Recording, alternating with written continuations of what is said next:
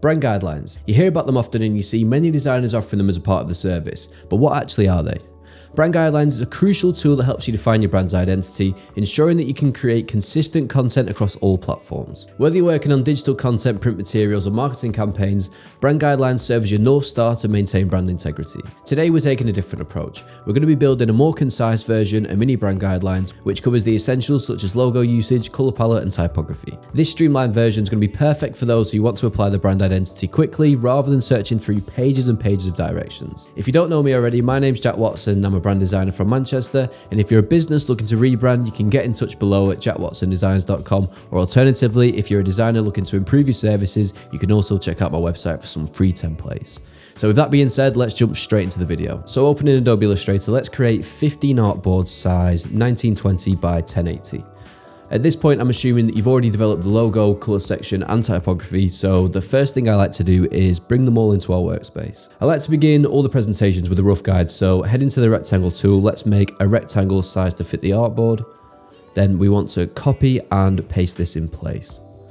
And now head into Object, Path, Split into Grid, let's create 12 rows with a 24 pixel gutter. And then let's do the exact same on the other rectangle. This time we want to do it with 12 columns rather than 12 rows. Now group these together and reduce the opacity. And then to apply these in the same position to all of the artboards, I like to copy them and then pressing Command and F on all the artboards, this is going to paste the grid in place. Now head into layers, I like to make a new layer so we can hide them all at the same time. And I also like to create a text reference. So for this document, I'm working with 5 sizes. Extra small is 13 points, small is 21 points, medium is 34 points, large is 55 points, and extra large for titles is going to be 211 points. Just to be clear, for every single brand guidelines, I make them completely different to one another depending on what the branding's like, but this is a great start if you're new to them. So I'm going to add a header and a footer to the presentation, which we're going to manually paste across all the artboards. So let's go with size 13 for this, and then I'm going to bring in the logo and some text which says Brand Guidelines version 1 2024 underneath. Then with the rectangle tool, I'm going to create 1920 by 1080 rectangle and color this in our primary color. I've also created a brand pattern which I often like to include on the cover if it fits. There'll be a link in the description if you want to download this file completely for free if you're there within the first 2 weeks.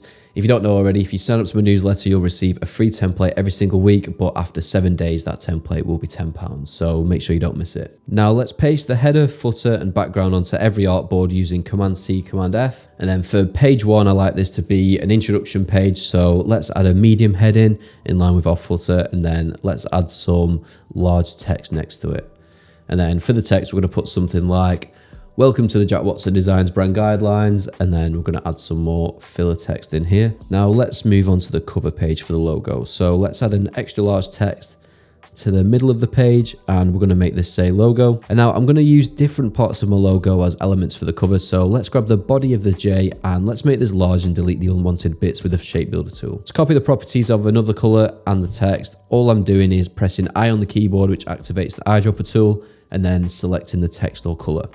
If you want to select properties, you just click it. And if you want to select just the color, but not the properties, you need to hold Shift when you click it down. So moving on to our first page, let's add the same heading as the intro. So copy that with Command F, and then underneath, let's add a smaller text, and then bringing in our own logo. I also like to add a minimum size logo next to it. Let's copy this to the next slide and change the title to Clear Space.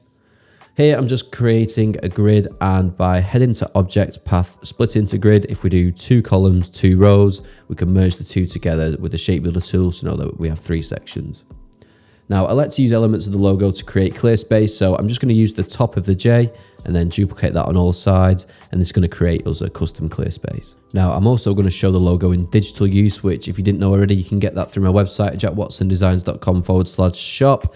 That is going to be a paid template as of tomorrow, as it's already been 7 days, so make sure you check that out straight away. Next up, we have the page which shows what not to do with the logo. So I'm just going to copy the headings over, and then I'm also going to create a 3x3 grid, and then we'll come back to this later. Finally, to round off our logo section, I like to show a real life mock-up of the logo. I've gone for a neon LED version of my logo, which you actually saw in the background of the introduction, and this is going to be the new backdrop for all of our videos, so let's include that here. And then again, similar to the logo cover, we're using elements of the logo to create an abstract aesthetic, and then using the extra large text preset we made earlier just to keep it consistent. Now, I have 6 colors for my color palette, so I'm going to create a 2-row 8-column grid because I plan on using the shape builder tool to merge a few of these shapes just to split the primary colours from the secondary colours. Also, I like to add creative names to the colours. So if you're working with a restaurant, for example, I'd like to name the white something like egg white just to add a bit of character. Next, we have a slide which clients absolutely love the aesthetic of, and that's the colour pairings.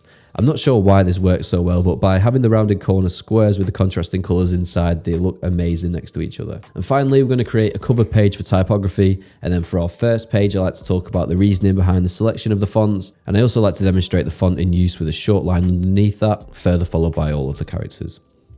And then for the last 2 slides, I'm just showing the secondary font, and then also again, a don't do this for typography. Hopefully this helps to give you a brief understanding of how brand guidelines work. This again is a very condensed version. I'm currently working on a longer template which covers everything from brand strategy to visual identity, so keep an eye out for that. Thanks for watching, subscribe, and make sure you sign up to the newsletter for weekly free templates.